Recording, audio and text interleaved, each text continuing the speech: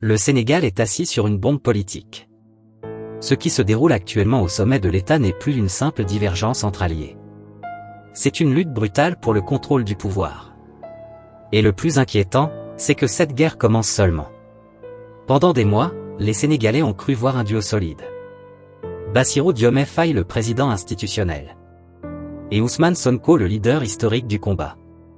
Mais aujourd'hui, le masque tombe. Le pouvoir semble désormais coupé en deux. D'un côté, Diomaye veut montrer qu'il est le seul maître du palais présidentiel. De l'autre, Sonko refuse visiblement de disparaître et pourrait transformer l'Assemblée nationale en quartier général politique contre son propre camp. Et c'est là que la situation devient extrêmement dangereuse. Car lorsqu'un président commence à craindre l'influence de son ancien allié, et que cet ancien allié contrôle encore une partie de la rue, des militants et des députés, alors le pays entre dans une zone rouge. Le Sénégal risque maintenant une guerre interne au sommet de l'État, un éclatement de Pastef, une paralysie des institutions et une crise de confiance nationale. Le plus explosif, une partie de la population considère toujours Sonko comme le véritable cerveau du pouvoir actuel.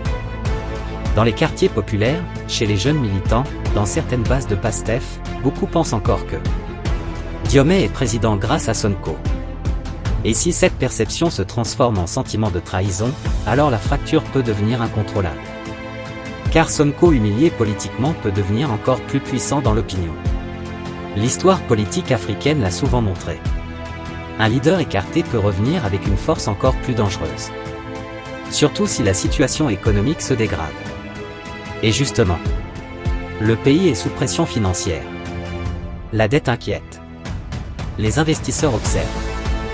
Le FMI surveille. Le chômage des jeunes explose. Et les attentes populaires deviennent immenses. Dans ce contexte, une guerre des égos au sommet de l'État peut provoquer un séisme national. Car pendant que les dirigeants se battent pour le pouvoir, l'économie ralentit.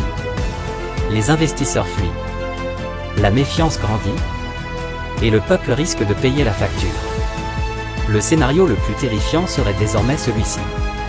Un président officiellement au pouvoir, mais un autre homme qui contrôle politiquement le Parlement, le parti et la rue.